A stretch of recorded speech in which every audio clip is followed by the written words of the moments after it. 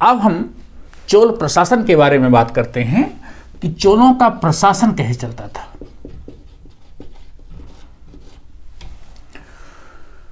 चोल शासन राजतंत्रात्मक प्रणाली से शासित होता था, राजा होता था। शासन की जो व्यवस्था थी वो राजतंत्र था। राजा का जो मौखिक आदेश होता था वही कानून होता था। पूरा जो साम्राज्य था उस पूरे साम्राज्य को 6 मंडलम में विभाजित किया गया था। मंडलम के नीचे वलनाड, वलनाड के नीचे नाडु, उसके नीचे कुर्रम। इस प्रकार अवरोही क्रम में इकाइयां होती थी। ग्राम, ग्राम से लेकर के मंडलम तक ये पूरा साम्राज्य इस प्रकार प्रशासन इकाइयों में विभक्त था। मंडलम को एक प्रकार से आप प्रांत कह सकते हैं। वलनाड जिले स्तर की इकाई होती थी, उसके नीचे नाडु तहसील, कुर्रम ग्राम समूह। ये व्यवस्था थी। जो अधिकारी होते थे इन प्रशासनिक इकाइयों को संचालित करने के लिए, जो सरकारी अधिकारी होते थे, ये सरकारी अधिकारी वंशानुगत होते थे। अधिकारियों के पुत्रों को ही अधिकारी के पदों पर रखा जाता था। जो उच्च पदाधिकारी थे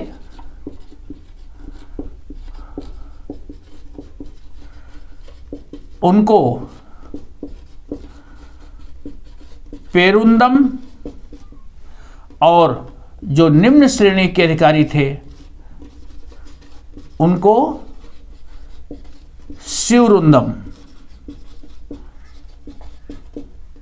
पेरुंदम और निम्न अधिकारियों को शिवरुंदम कहा जाता था। अब प्रशासनिक व्यवस्था को सुव्यवस्थित तरीके से कैसे किया जाए, इसके लिए जो आय का स्रोत था, आय राजा को कहां से होती थी? भूमि कर, लूट में प्राप्त धन और व्यापार कर तथा अन्य कर। इन स्रोतों से राजा को आय होती थी। जो तटीय क्षेत्र था उस तटीय क्षेत्र में बढ़िया कावेरी डेल्टा क्षेत्र में अच्छी खेती होती थी, और जब साम्राज्य उड़ीसा और बंगाल तक फैल गया तो पूरा जो आपका पूर्वी तटीय क्षेत्र था यहाँ पर अच्छे उपजाऊ मैदान थे, तो राजा को भूमि कर से आय प्राप्त होती थी। भूमि को उर्वरता के आधार पर 12 भागों में बांटा गया था। जमीन की कितनी कैटेगरी? 12। और उपजाऊपन के आधार पर जमीन से भू राजस्व लिया जाता था। ध्यान रहे। दूसरा, बहुत सी भूमि राजा लोग अलग अलग कार्य के लिए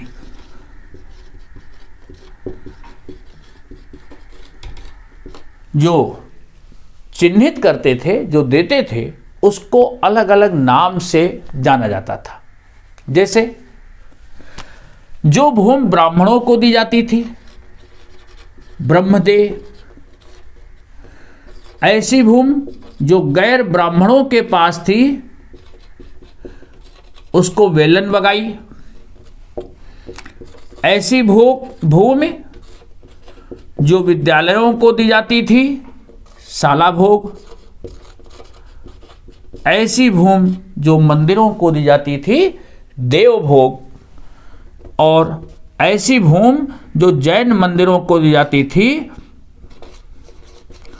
पल्लीचंदम देवभोग को मंदिरों को दिया जाता था, मंदिर के काम के लिए, शाला भोग विद्यालय के लिए, पल्लीचंदम जैन मंदिरों को, बेलन बगाई ऐसी भूमि जिसके ऊपर गैर ब्राह्मणों का अधिकार होता था, ब्रह्मदेव ऐसी भूमि जो ब्राह्मणों को दी जाती थी। ओके, जो जमीन मंदिरों को दी जाती थी इसे देवदान या तिरुमटकुन्नी इस नाम से भी जाना जाता था। इन जमीनों को जो मंदिरों को दी जाती थी, विद्यालय को दी जाती थी, इनसे कर नहीं वसूला जाता था। इसी प्रकार जो ब्राह्मणों को जमीन दान में दी जाती थी उससे भी कर नहीं लिया जाता था, और ऐसे ब्राह्मणों को अग्रहार कहा जाता था। ओके, ऐसे गांव जो ब्राह्मणों को दिए जाते थे, ब्रह्मदेव भूमि, उनको अग्रहार कहा जाता था। ये व्यवस्था थी। सिंचाई के लिए प्रबंध था, जमीन से उपजाऊपन के साथ साथ अधिक अनाज की उत्पत्ति की जा सके, इसके लिए सिंचाई व्यवस्था थी। सिंचाई व्यवस्था के लिए नदियों पर तटबंध बनाए जाते थे, सरोवरों की व्यवस्था होती थी। सरोवर और तटबंध के माध्यम से पानी का प्रबंध होता था, और ऐसे काम राजा के द्वारा और सामूहिक प्रयास से होते थे। नदियों पर तटबंध बना करके नहरों के माध्यम से पानी को खेतों तक पहुंचाया जाता था, और उसको नियमित रूप से जलापूर्ति होती रहे, इसके लिए अधिकारियों की नियुक्ति होती थी, समितियां होती थी। इस तरह से कृषि व्यवस्था को नियंत्रित किया गया था। दूसरा, जो व्यापारियों से कर लिया जाता था, लूट में प्राप्त धन होता था। अन्य कर, चोल साम्राज्य में विविध प्रकार के कर थे, विवाह आदि पर भी कर था। तो इस तरह जो पैसा वसूल होता था, ये सारा धन राजा के कार्य में प्रयुक्त होता था। तो ये तो थे आय के स्रोत। अब राजा जो ये आय प्राप्त होती थी, इसको करता क्या था? राजा के द्वारा प्राप्त आय से तटबंधों का निर्माण, सरोवरों का निर्माण, मंदिरों का निर्माण, और जो प्रशासनिक अधिकारी होते थे इनका वेतन, अधिकारी का वेतन, सेना का वेतन, ये सब राजा उस आय से पूरा करता था। बड़े बड़े मंदिरों का निर्माण उस समय किया गया, जैसे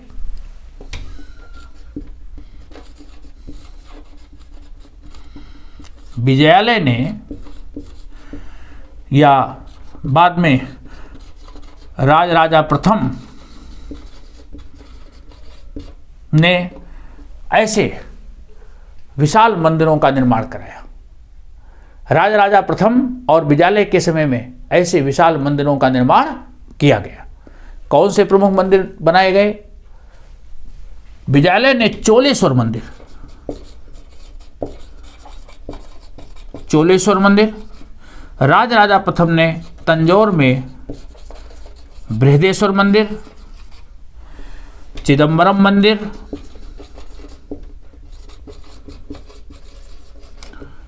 कंपारेश्वर मंदिर,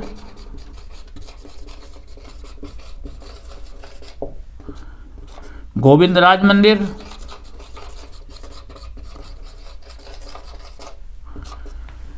चिदम्बरम मंदिर, कंपारेश्वर मंदिर, गोविंदराज मंदिर, बृहदेश्वर मंदिर, इन विशाल मंदिरों का निर्माण किया। और ये मंदिर द्रविड़ कला शैली में बनाए जाते थे। जो द्रविड़ स्थापत्य शैली है, मंदिरों का निर्माण इस तरह होता था। मंदिर के ऊपर जो शिखर होता था वो एकदम नुकीला नहीं होता था। मंदिर बहुमंजिले होते थे और इनके बाहरी दीवार पर विभिन्न देवी देवताओं की मूर्तियां होती थी। प्रत्येक मंजिल की जो चौड़ाई थी वो सकरी होती जाती थी। मंदिर के सामने एक विशाल मंडप होता था।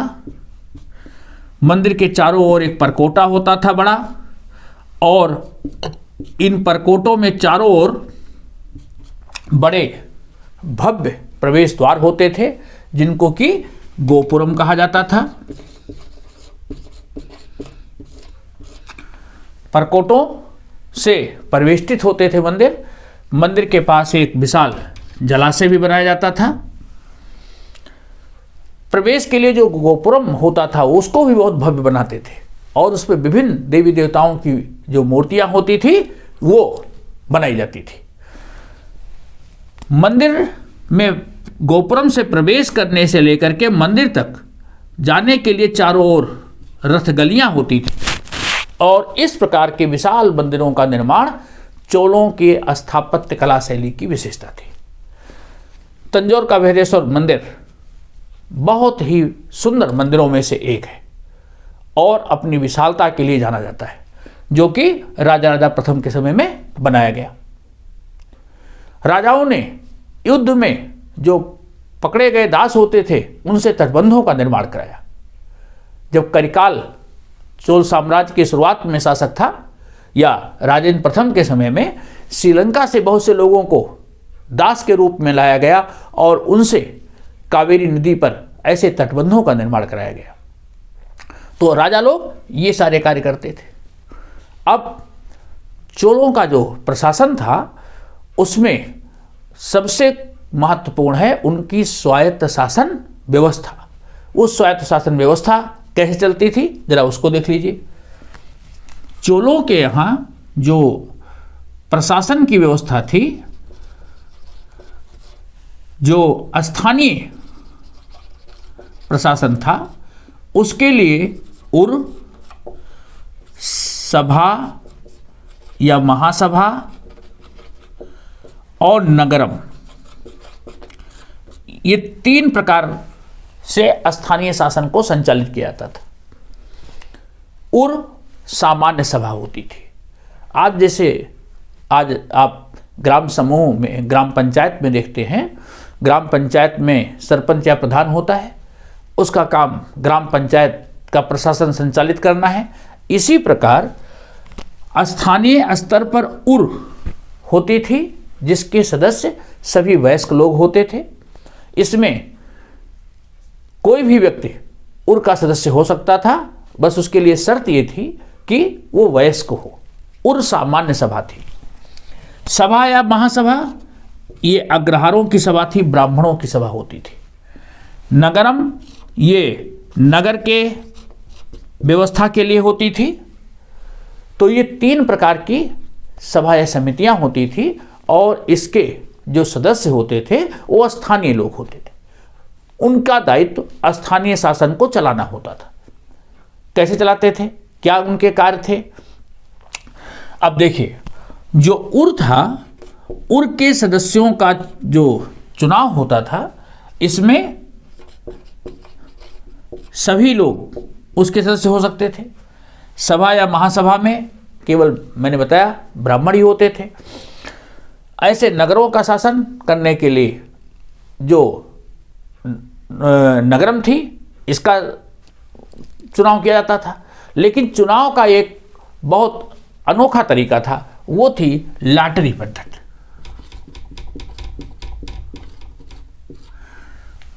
उसे कुछ नियम थे। जो ये समितियां थी, इन समितियों के निर्माण के लिए ये व्यवस्था की गई थी कि कोई भी व्यक्ति समिति का सदस्य तभी हो सकता था जब कम से कम 3 वर्ष से वो किसी भी समिति का सदस्य ना रहा हो। मतलब ऐसा नहीं कि एक ही व्यक्ति लगातार किसी समिति का सदस्य हो। एक समिति के सदस्य से दूसरे समिति के सदस्य के कार्यकाल में कम से कम 3 वर्ष का अंतर हो। जिस समिति का वो सदस्य होने जा रहा है वो स्थानीय निवासी हो, उसके पास अपनी भूमि हो, अपना घर हो, वेदों का ज्ञाता हो और उसकी जो उम्र है 35 से 70 वर्ष के बीच हो। उम्र 35 से 70 वर्ष के बीच हो, उसके या उसके रिश्तेदारों के ऊपर सरकार का किसी प्रकार का कोई देय राशि ना हो, बकाया राशि ना हो, तब वो समिति का सदस्य बन सकता था। ये कुछ मिनिमम क्वालिफिकेशन थी, जो योग्यताएं थी कि उसे उस शहर का या उस गांव का निवासी होना चाहिए, घर होना चाहिए, वेदों का ज्ञाता होना चाहिए, उसके ऊपर कोई धनराशि बकाया ना हो। इन शर्तों को अगर वो पूरा करता है तो उसके नाम की जो एक पट्टी होती थी जो ताड़ के पत्ते पर लिखी जाती थी, उसको एक मिट्टी के पात्र में डाला जाता था। ऐसे जो संभावित लोग होते थे जो चुनाव में भाग लेना चाहते थे, उनके नामों की जो पट्टी होती थी वो डाली जाती थी। फिर एक छोटे से बालक से उसे कहा जाता था कि वो नामों की जो पट्टी है उसको निकाले। वो छोटा बालक जब उस मटकी से नाम की पट्टी निकालता था और जिसका नाम जिस समिति के लिए निकलता था वो व्यक्ति उस समिति का सदस्य बनाया जाता था और इन समिति के सदस्यों को अपना काम निष्ठापूर्वक करना होता था। ओके, बेलाल जात के जो किसान थे, इनको चोलों के समय कई समितियों में और अच्छे पदों पर इनको अवसर दिया गया। इसी तरह कुछ ऐसे जो धनी किसान थे उनको भी चोलों के द्वारा विशेष सुविधाएं, विशेष पद दिए जाते थे, जिससे कि जो कृषक थे उनका भी सहयोग राजा को मिले, राज्य को मिले। मुवैद वेलन ऐसे धनी किसान थे। मुवैद वेलन ऐसे जो धनी किसान होते थे, इनको राज्य की ओर से विशेष पद देना। मुवैद वेलन का अर्थ है ऐसा शासक, ऐसा किसान जिसने कई राजाओं के समय में अपनी सेवाएं दी हुई। इनको विशेष उपाधियां दी जाती थी, इनको विशेष जिम्मेदारियां दी जाती थी, पद दिए जाते थे। तो धनी किसान चाहे वो बेलाल जात के हों या ऐसे किसान जिन्होंने अपनी सेवाएं दी हों राज्य को, उनको इस प्रकार की उपाधियों से विभूषित करना, उनसे जिम्मेदारी देकर के उनसे काम लेना, ये चोलों की शासन की विशेषता थी और इस तरह उन्होंने स्थानीय प्रशासन को व्यवस्थित किया। चोलों ने जो ये मंदिर बनाए, इन मंदिरों में विशाल भव्य मूर्तियां स्थापित की और ये मूर्तियां मुख्य रूप से कांस्य मूर्तियां। चोलों का शासन कांस्य मूर्ति के लिए विशेष प्रसिद्ध है। कांसे की बड़ी बड़ी मूर्तियां बनाई गई और बहुत ही सुंदर मूर्तियों की ढलाई की जाती थी। ऐसी कांस्य मूर्तियां चोलों के शासन काल में बनाई गई और इन मंदिरों में देव मूर्तियों के साथ साथ राजाओं की मूर्तियां भी स्थापित की गई उनके संरक्षक के रूप में। तो चोलों के समय में मुख्य रूप से किन देवी देवताओं की उपासना के लिए मूर्तियां स्थापित की गई? विष्णु और शिव मंदिरों का निर्माण किया गया।